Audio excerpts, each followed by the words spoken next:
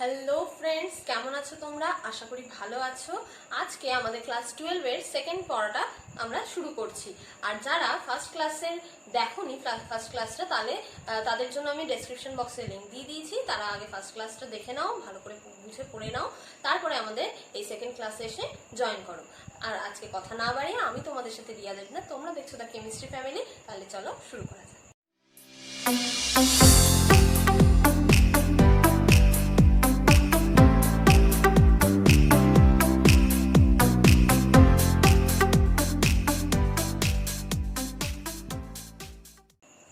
তাহলে বন্ধুরা, আজকে আমরা শুরু করব ডেনসিটি অফ এ ক্রিস্টাল এখান থেকে। তাহলে ডেনসিটি বার করার জন্য, কোনো ক্রিস্টালের ডেনসিটি জানার জন্য আমাদের একটা ফর্মুলার প্রয়োজন। সেটা কি? Rho equals to Z into M divided by N into A Q.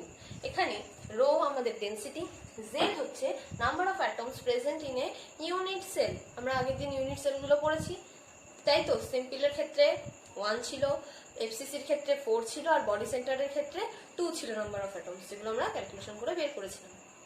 তাহলে এখানে এখন জেড আমরা কি বসাবো? যে আমাকে নিউমেরিক্যালসে যে তোমাকে ধরো বলে দিল যে এটা এফসিসি ক্রিস্টাল তৈরি করেছে, এফসিসি ক্লোজ প্যাকিং এ আছে, তাহলে তার ইউনিট সেলের অ্যাটম নাম্বার অফ অ্যাটমস কত আমরা জানি 4, তখন এটা ইকুয়ালস টু 4 হবে।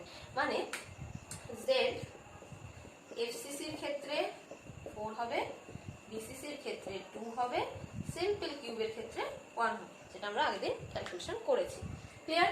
এম হচ্ছে atomic mass of an element. যে এলিমেন্টের কিউব ক্রিস্টালটা তোমাকে দেওয়া হয়েছে, ধরো সোডিয়াম মেটালের ক্ষেত্রে দেওয়া হয়েছে, সোডিয়াম মেটালের ক্ষেত্রে অ্যাটমিক মাস যেটা, সেটাই তোমার এখানে এম। ক্লিয়ার? এন হচ্ছে এখানে আমাদের অ্যাভোগাড্রোস নাম্বার। অ্যাভোগাড্রোস নাম্বার কত? 6.023 ইন্টু 10 টু দি পাওয়ার 23। এটা আমরা জানি 6.022 into 10 to the power 23। Clear? আর কি আছে? A cube. এ হচ্ছে edge length of the unit cell. তোমাকে যদি গিভেন দেওয়া থাকে কোন ক্রিস্টালের ক্ষেত্রে কত এজ লেন্থ আছে, সেই এজ লেন্থ হচ্ছে এ, বা তোমাকে কখনো রিকোয়ার্ডও হতে পারে, মানে জানতেও চাইতে পারে এজ লেন্থ কত ইউনিট সেলটার। ক্লিয়ার হয়েছে? তাহলে এই ফর্মুলাটার উপর বেস করে, এই ফর্মুলা, তাহলে বন্ধুরা এটা হচ্ছে আমাদের ফার্স্ট নিউমেরিক্যাল। তাহলে নিউমেরিক্যালটা কি দেখো? metal copper creates FCC crystal. Find out the edge length of the unit cell given the density and atomic mass of Cu is 8.9 grams centimeter to the power minus 3 and 63.5 respectively. আচ্ছা, তাহলে কি বলছেন?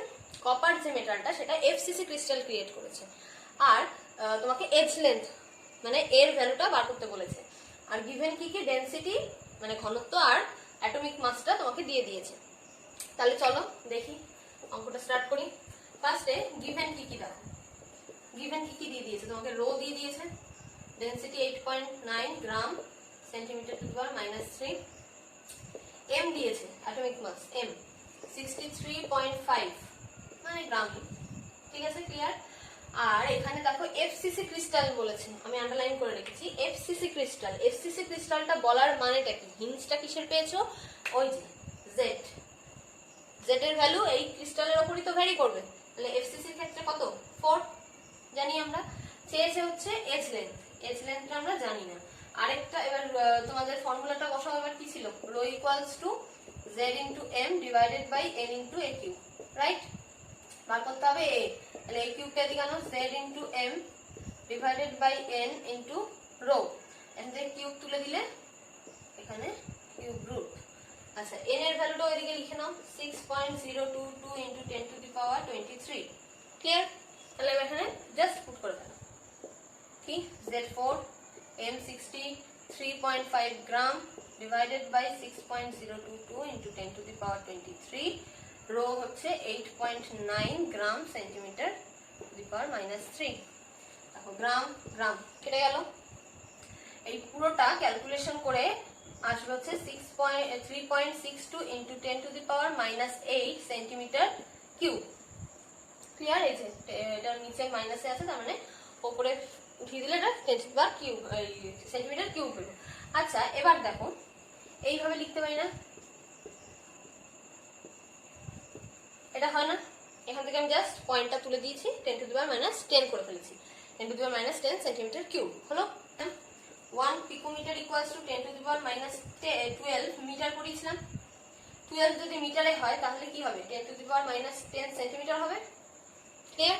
তাহলে দেখো 10 to the power minus 10 সেন্টিমিটারটা এখানে এসছে না, centimetre cube এসছে, তার মানে কি করতে পারি আমি ইনটু কিউব কেন বেরোবে, সরি আচ্ছা এখানে তো কিউব রুট থেকে আমি বার করছি, তার মানে সেন্টিমিটারই বেরিয়েছে, কিউব বেরোয়নি, তার মানে এই বারটাই আমার এখানে আছে, জাস্ট আমি কি লিখতে পারি মানে পিকোমিটার লিখতে পারি।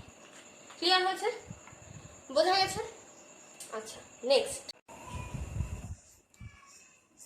সো এটা সেকেন্ড নিউমেরিক্যাল। কি বলছে, এফি metal creates BCC crystal if that unit cell has edge length 288 picometer then find its density। আমাদের এখানে ডেনসিটি বার করতে হবে। গিভেন কি আছে, অ্যাটমিক মাস অফ Fe 55.85। আচ্ছা তাহলে আমরা আগে গিভেন কি কি আছে আমরা কি কি জানতে পারছি সেগুলো আগে লিখে ফেলি। গিভেন কি কি, এজ লেন্থ মানে 288 পিকোমিটার, রাইট। আচ্ছা তারপরে কি দেওয়া আছে, ডেনসিটি আমরা জানি না। আচ্ছা জেড কত হবে বলো, বিসিসি ক্রিস্টাল মানে 2, আর হচ্ছে অ্যাটমিক মাস এম আমাদের দিয়ে দিয়েছে 55.85। ক্লিয়ার? এম তো অ্যাভোগাড্রো নাম্বার লিখে নেবে। আচ্ছা এবার ফর্মুলা লেখো, rho equals to Z into M divided by N into A cube. বার করতে হবে রোই, তাহলে কোনো রকম চেঞ্জেসের দরকার নেই, জাস্ট পুট করে দাও। জেড মানে 2, এম হচ্ছে 55.85, ক্লিয়ার? এন হচ্ছে 6.022 10 টু দি পাওয়ার 23। আচ্ছা এটা হবে গ্রাম। এই জিনিসটা দেখো এখানে যেহেতু এই অ্যাটমিক মাসটা আমাদের গ্রামে আছে, তাহলে এই যে এটা এজ লেন্থটা এটা আমাদের কিসে কনভার্ট করতে হবে বলো, সেন্টিমিটারে, পিকোমিটার থেকে। তাহলে পিকোমিটার থেকে এখানে করছি 288 into 10 to the power minus 12 মানে কি পিকোমিটার থেকে মিটার। জাস্ট আগের অঙ্কটা আমরা কি করলাম, 288 into 10 to the power minus 10 মানে সেন্টিমিটার। ক্লিয়ার? তাহলে এখানে কি পুট করব, 288 into 10 to the power minus 10 centimetre তার হোল কিউব। ক্লিয়ার? তাহলে পুরোটা ক্যালকুলেট করে আসছে 7.76 gram centimetre to the power minus 3। Clear হয়েছে? Okay next. Okay this is third numerical. কি বলছে, মলিবডেনাম ক্রিয়েটস কিউবিক ক্রিস্টাল। কি স্টাইলের কিউবিক ক্রিস্টাল সেটা আমাদের বলে দেয়নি, ঠিক আছে। The edge length of it is 0.31 nanometre. Edge length দিয়েছে, the density and atomic mass of molybdenum is 10.3 gram centimetre to the power minus 3 and 96 respectively. Then find out the number of atom in unit cell for the crystal. ওকে তাহলে given কি কি বলে ফেলো। First দিয়েছে age length মানে এ 0.31 nanometre, তাহলে এখানে দেখো আচ্ছা এটা এরকমই থাকলো। ক্লিয়ার? তারপরে দিয়ে দিয়েছে আমাদের ডেনসিটি মানে রো, রো কত 10.3 gram centimetre to the power minus 3, আর এম দিয়েছে 96। ক্লিয়ার? জেড আমরা জানি না, ওটা বার করতে হবে, আর এনটা 6.022 ইনটু 10 টু দি পাওয়ার 23। এখানে দেখো ডেনসিটিটা যেহেতু centimetre cube to the power minus 3 মানে সেন্টিমিটার ইউনিটে আছে, তার মানে এই ন্যানোমিটারটাকেও আমাদের এই সেন্টিমিটারে নিয়ে আসতে হবে। তাহলে কি করব, 0.31 into 10 to the power minus 7 centimetre, কারণ 10 টু দি পাওয়ার মাইনাস 9 হলে মিটার হতো, ঠিক আছে। আচ্ছা এবার হচ্ছে তাহলে আমরা ফর্মুলা পুট করে ফেলি, z into m divided by n into a cube.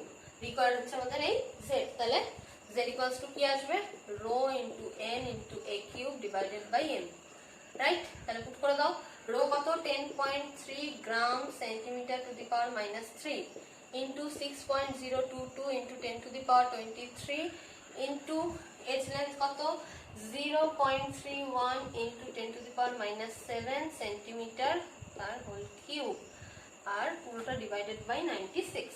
Clear? তাহলে দেখো 96টা গ্রাম, তার মানে গ্রাম গ্রাম কাটছে, এখানে centimetre to the power minus 3, এখানে সেন্টিমিটার কিউব, এটাও কেটে যাবে। তাহলে ফাইনাল অ্যান্সার আসবে আমাদের 1.92, যেটা অ্যাপ্রক্সিমেটলি আমরা 2 ধরতে পারি। তার মানে নাম্বার অফ অ্যাটমসই তো চেয়েছে ইউনিট সেলে, সেটা 2 বেরোনো মানে এটা কি বিসিসি ক্রিস্টাল। ক্লিয়ার? তাহলে নেক্সট।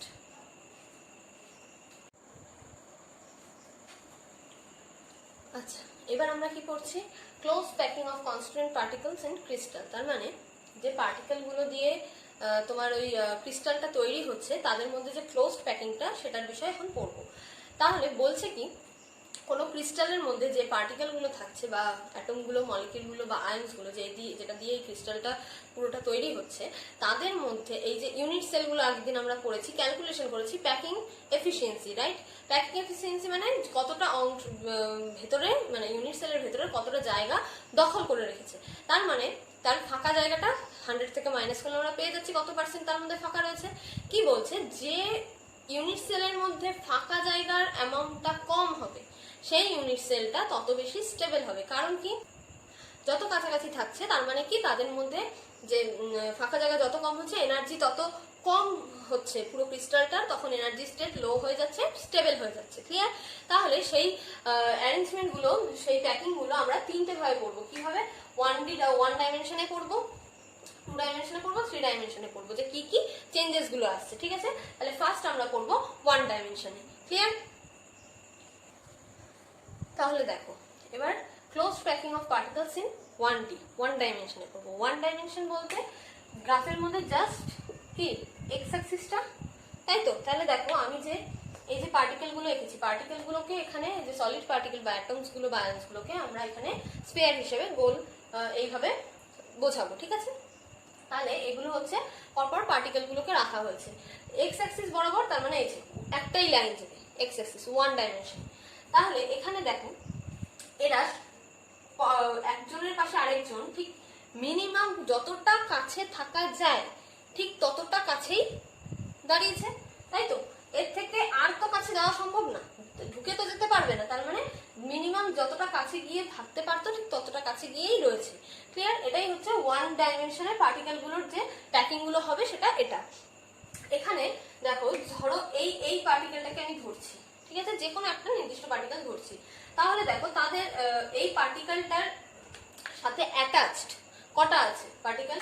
এই একটা আছে আর এই একটা আছে, তাই তো? দুটো পার্টিকেল আছে।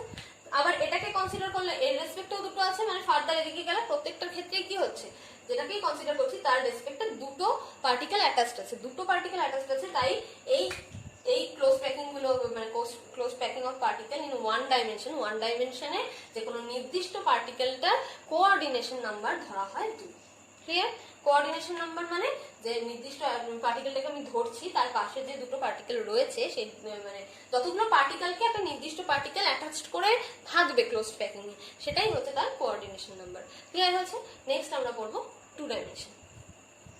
আচ্ছা, নেক্সট আমরা 2D তে ঢুকেছি। তাহলে 2D এর মধ্যে বলছে অ্যারেঞ্জমেন্ট অনুযায়ী 2D তে অ্যারেঞ্জমেন্ট করবো। তার মানে কি, এক্স অ্যাক্সিস আগেরবার ছিল 1D, এবার আমি ধরো এখান থেকে ওয়াই অ্যাক্সিস নিয়েছি। তার মানে পার্টিকেল গুলো এইভাবে আর এইভাবে পুরো এরিয়াটা দখল করে এবার থাকতে পারবে, ক্লোজ প্যাকে থাকতে পারবে, তাই তো? তাহলে 2D সেটা।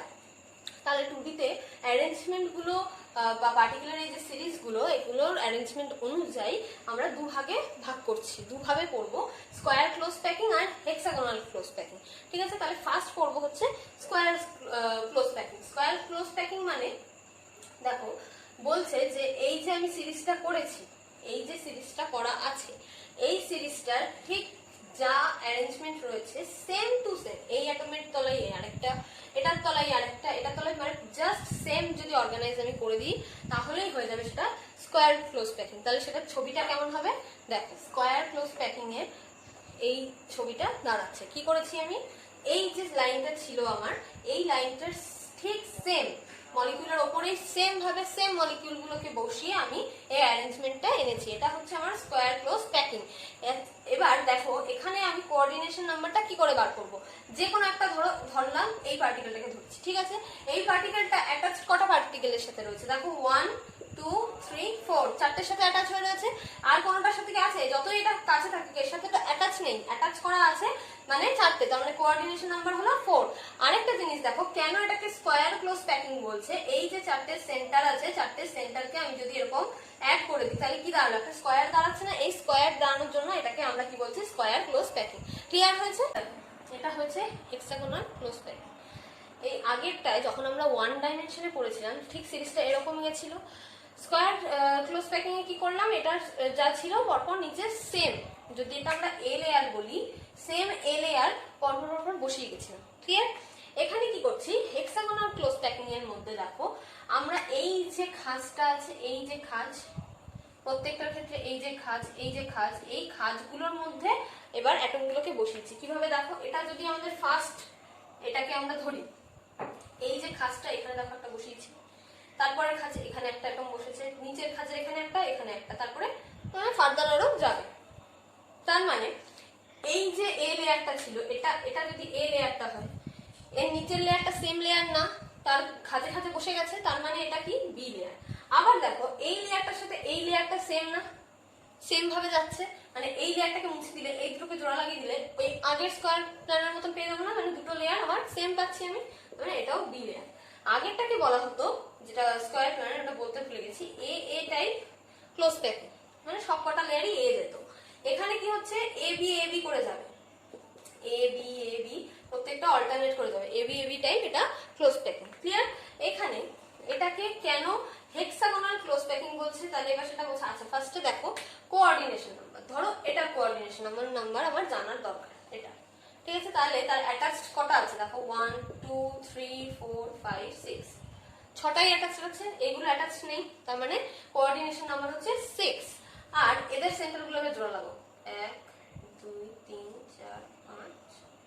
দেখো এটা হেক্সাগন না, এটা তো একটা হেক্সাগন দাঁড়ালো, তার মানে হেক্সাগন দাঁড়িয়েছে এই প্রত্যেকটা পাশের যে পার্টিকেল গুলো সেগুলোকে জোড়া লাগিয়ে, তাই এটা কি হেক্সাগোনাল ক্লোজড প্যাকিং। ক্লিয়ার হয়েছে? তার সাথে আমরা আরেকটা কি জিনিস দেখছি, দেখো এখানে আমরা হেক্সাগোনালের তোমার কোঅর্ডিনেশন নাম্বার কত পেয়েছি, 6, আর আগেরটার স্কয়ারের কত পেয়েছিলাম, 4। তার মানে কোঅর্ডিনেশন নাম্বার কার বেশি, 6 এর কোঅর্ডিনেশন নাম্বার বেশি, মানেটা কি, বেশি অ্যামাউন্ট অফ অ্যাটম একেবারে ক্লোজড অবস্থায় রয়েছে, তাই তো। তার মানে বেশি স্টেবল কে, হেক্সাগোনাল ক্লোজ প্যাকিংটা, তার মানে বেশি স্টেবল।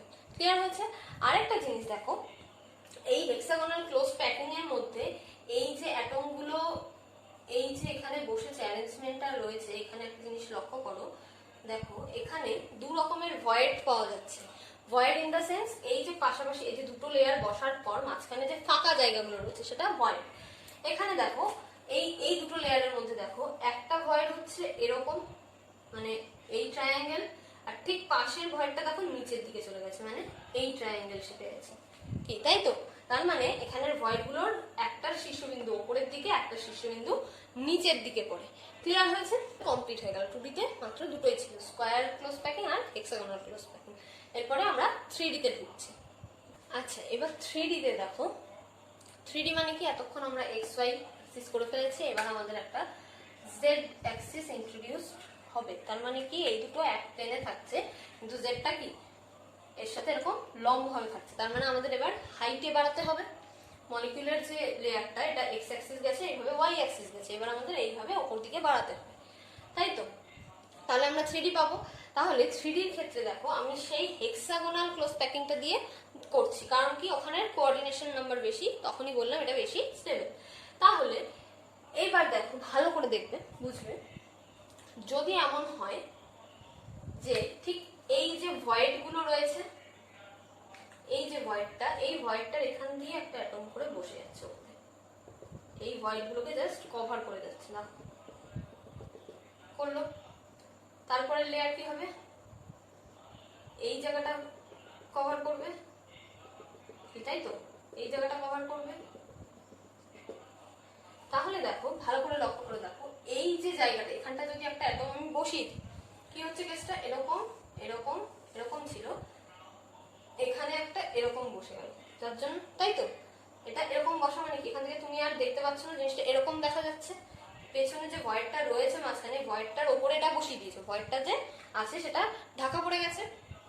এই যে এইভাবে যে অ্যারেঞ্জমেন্টটা, তার মানে কি হচ্ছে দেখো, একটা অ্যাটম এইখানে, একটা অ্যাটম এইখানে, এটাকে এটা ধরো, এটাকে ধরো, ঠিক আছে। এটা এ বি সি ডি, ঠিক আছে, এটা এ, এটা বি, সিটা হচ্ছে নিচে লাগিয়েছি, তিনটে ছোট সাইজ করে নিচ্ছি। দেখো এবার ডিটা হচ্ছে এইখানে আছে, তাহলে এবার জোড়া লাগিয়ে দেখো তো এটা কি দাঁড়াচ্ছে, একটা টেট্রাহেড্রাল দাঁড়াচ্ছে না, টেট্রাহেড্রালের শেপ দাঁড়াচ্ছে তো। তার মানে তখন আমি এই ভয়েডটাকে কি বলবো, টেট্রাহেড্রাল ভয়েড। তখন এই যে ভয়েডটা থাকছে, এই যে এরকম ভাবে যে ভয়েডটা রয়েছে, যে এইরকম বা এইরকম ভাবে যে ভয়েডটা রয়েছে, তার উপরে এই যে মলিকিউল বসে গেল, এখানে যে মলিকিউল গুলো বসে যাচ্ছে, সেখানে তখন কি হচ্ছে, এই যে ভয়েডটা ক্রিয়েট হচ্ছে, এটা হচ্ছে টেট্রাহেড্রাল ভয়েড বলছি। ক্লিয়ার? আরেকটা ভয়েড হচ্ছে, এখানে আরেকটা লক্ষ্য করো, যখন এর পরের লেয়ারটা দিয়েছো, এই লেয়ারের পরে এই যে উপরের লেয়ারটা দিয়েছো, তখন এখানের ভয়েডটার কি অবস্থা হয়েছে দেখো, ছিল প্রথমে এরকম ভয়েডটা, তাই তো? তারপরে কি হলো, আবার তিনটে, মানে ফার্স্টে ছিল এই এই এই এরকম ছিল, তাই তো? আচ্ছা, যদি এইভাবেই যা ছবি আছে তাই বোঝাচ্ছি, দেখো ধরো এরকম আছে, এক, এখানে দুটো, আর এই হলো 3 নম্বর। নিচের লেয়ারটা যেটা মোটা দাগ দিয়ে আমি এঁকেছি, ডট ডট লাইন না, সেটা এরকম আছে। এবার কি করছি আমি, এখানে কিন্তু ভয়েডটা কেউ কভার করছে না, তখন কি করছে, জাস্ট এইখান থেকে চলে যাচ্ছে, এদিকে একটা বসলো, এই পাশে একটা বসলো, আর এই নিচে একটা বসলো। দেখো ভয়েডের কিছু অংশ কিন্তু এখনো ফাঁকা রয়েছে, তার মানে এই যে উল্টো ত্রিভুজটা ছিল তার উপরে দেখো এখানে জোড়া লাগালে কি হচ্ছে, একটা আবার তার উপরে সোজা ত্রিভুজ পড়ছে না? তাহলে যদি এরকম আসে জিনিসটা, এই যে সোজা ত্রিভুজ চলে আসে, তাহলে দেখো তো এটা কি আসছে, এই যে শেপটা, এটা কি হলো, অক্টাহেড্রাল হয়ে গেল। অক্টাহেড্রাল ভয়েড, এই ভয়েডটাকে, এই যে 1, এই যে মাঝখানের এই যে জিনিসটা, এইটুকুনি ভয়েড থাকছে, ঠিক আছে? এইটা হচ্ছে আমাদের অক্টাহেড্রাল ভয়েড। 3D এর মধ্যে হেক্সাগোনাল ক্লোজ প্যাকিংও পাচ্ছি আমরা। কি করে পাচ্ছি, আমরা যে যে লেয়ারটা ধরছিলাম, এই যে ফার্স্ট ধরো এই যে অ্যারেঞ্জমেন্টটা ছিল, এটাকে আমরা এ লেয়ার ধরছিলাম, তাই তো? তারপরে হেক্সাগোনালের ক্ষেত্রে কি করলাম আমরা, এই যে খাঁজটা পড়ছে তার মাঝখানে মাঝখানে আমরা লেয়ার বসিয়েছি, তাই তো? সেটা বি ধরেছি, সেম লেয়ার আমরা যেহেতু বসাইনি, তাহলে হেক্সাগোনাল ক্লোজ প্যাকিং কি বলছে, ধরো এটা আমরা তখন 2 ডাইমেনশনালে করেছি।